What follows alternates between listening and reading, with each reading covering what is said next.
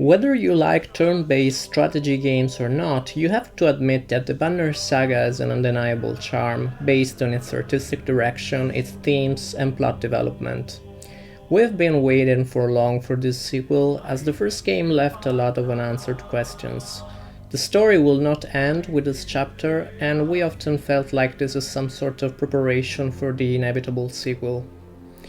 If you didn't play the first game, there is some kind of summary you can use to catch up with the story.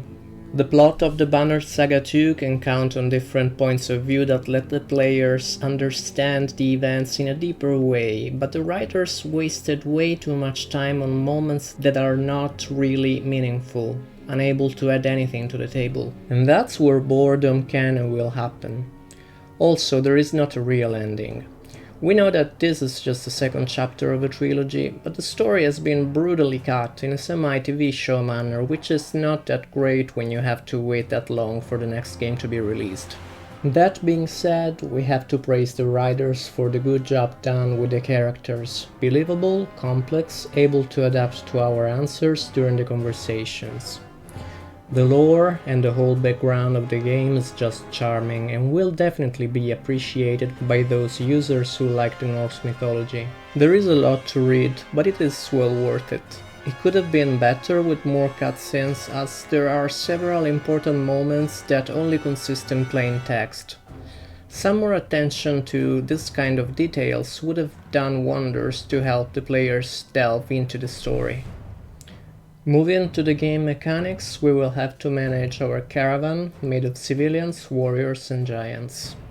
A lot of stuff and events will happen during our travels, and we will be free to deal with them in different ways, using the power of dialogue for example, or just by slaughtering people. If we succeed, we will gain fame, which is more or less like money. Our management will include sending scouts around to gather food supplies, using warriors to protect the caravan, and heroes to win the battles. Speaking of which, what we have here is a turn-based combat system. We will be able to choose 6 characters from an ever-growing roster. Considering that we can change the events and the development of the story, it might happen, for example, to lack warriors or to lose a particular character, so we will always have to carefully decide how to react to different situations.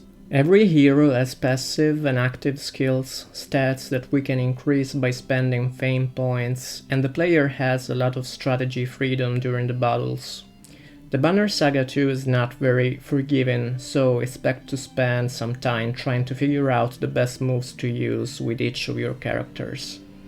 The general quality of the battles has been improved if compared to the first game. The Banner Saga 2 is hard but fair.